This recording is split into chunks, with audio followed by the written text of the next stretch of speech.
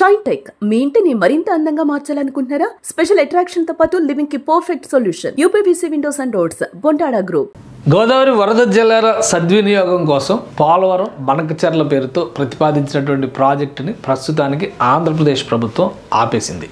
దీనికి సంబంధించి పిలిచినటువంటి టెండర్లను కూడా క్యాన్సిల్ చేస్తున్నట్టుగా ఒక నిర్ణయం తీసుకుంది. ఇది ఒక ఆసక్తికరమైనటువంటి అంశంగా మనం చూడొచ్చు. ఎందుకంటే దీని ఏపీ ఈ ప్రొక్యూర్మెంట్ పోర్టల్లో ఆల్రెడీ దీనికి సంబంధించినటువంటి preparation of detailed project report DPR for Polavaram Banakacherla link project as per CWC guidelines, including requisite investigations and other job works for obtaining the statutory clearances అని చెప్పని 10వ నెలలో రిలీజ్ చేసింది.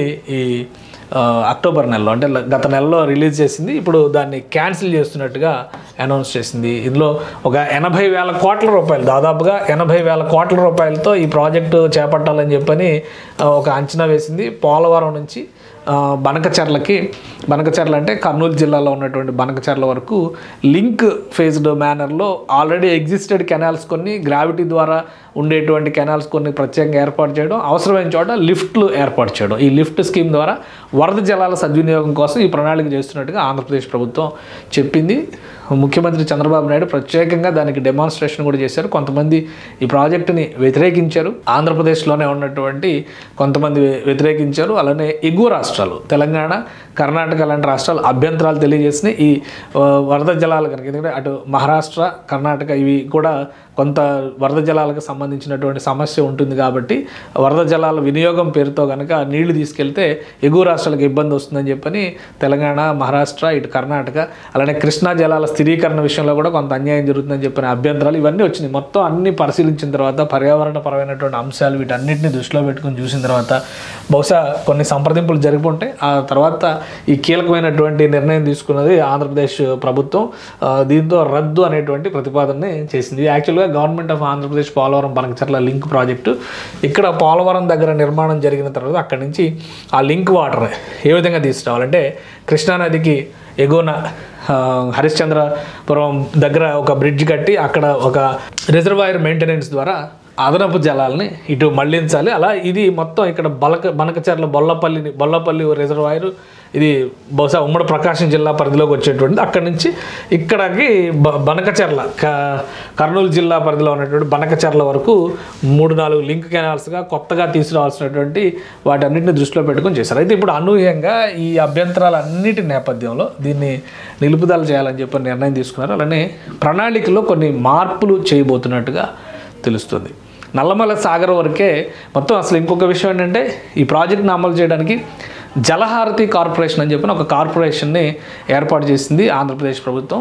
ఎక్స్క్లూజివ్గా ఈ నిర్మాణ ప్రణాళికని పర్యవేక్షించడమే దీని బాధ్యత.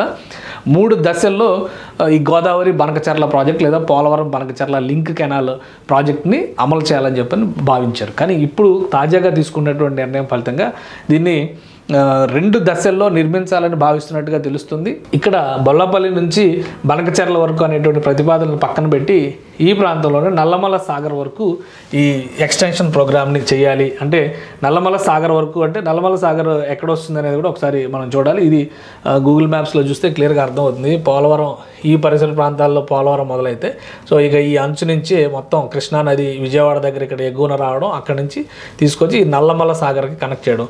వాస్తవానికి అయితే ఇక్కడ కర్నూలు జిల్లా వరకు, అంటే ఇది 3rd ఫేజ్ అనుకున్నటువంటిది, ఇది phase 3, ఇది phase 2, ఇది phase 1 అని చెప్పని అనుకుంటే కనుక phase 1, phase 2 వరకే పరిమితం కావాలి. పరిస్థితులను బట్టి దీని సంగతి నిర్ణయం తీసుకోవాలి. అలానే పర్యావరణవేత్తలు, నీటిపారుదల రంగ నిపుణులు వీళ్ళందరినీ కూడా ఈ మదింపులో, ఈ చర్చల్లో భాగస్వాములు చేసేటువంటి అవకాశం ఉండొచ్చు.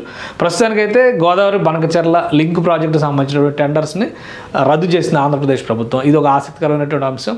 తెలంగాణలో ఇది ఒక రాజకీయ దుమారంగా మారినటువంటి అంశం కూడా తయారైంది. ఎందుకంటే తెలంగాణ ముఖ్యమంత్రిని టార్గెట్ చేసేటువంటి క్రమంలో బీఆర్ఎస్ పార్టీ నాయకత్వం ఈ ప్రాజెక్టు విషయంలో తెలంగాణ ప్రభుత్వం చేతగానితనంతో వ్యవహరిస్తుందనేటువంటి విమర్శలు చేశారు. కేంద్ర ప్రభుత్వం కూడా ఏపీకి వత్తాసు పలుకుతున్నారు. కానీ కేంద్ర ప్రభుత్వం 2 దఫాలుగా కొన్ని అభ్యంతరాలని ఆంధ్రప్రదేశ్కి సూచించింది. మొత్తం మీద వీటన్నిటి పర్యవసానం ఈ ఒత్తిడి కావచ్చు, లేదా ఆంధ్రప్రదేశ్ కూడా పునఃసమీక్ష చేసి ఉండొచ్చు. వీటన్నిటి ఫలితంగా బనకచెర్ల వరకు ఈ ప్రాజెక్టు ఉండకపోవచ్చు. 2 దశలుగా చేపట్టేటువంటి పోలవరం ఈ లింక్ కెనాల్ ప్రాజెక్టు బహుశా నల్లమల సాగర్ వరకే ప్రతిపాదించేటువంటి అవకాశాలు ఉండొచ్చు. ఫైనల్ అప్రూవల్స్ ఈ డిజైన్స్ వీటిపైన మళ్ళీ చర్చలు జరిగిన తర్వాత ఆంధ్రప్రదేశ్ ప్రభుత్వం ఇనిషియేట్ చేసేటువంటి అవకాశం ఉంది. ప్రస్తుతానికైతే ఈ బనకచెర్ల ప్రాజెక్టును పక్కన పెట్టేసినట్టుగానే భావించాలి. సుమన్ టీవీలో మీ పర్సనల్ అండ్ బిజినెస్ ప్రమోషన్స్ కోసం కింది నెంబర్కి కాంటాక్ట్ చేయండి.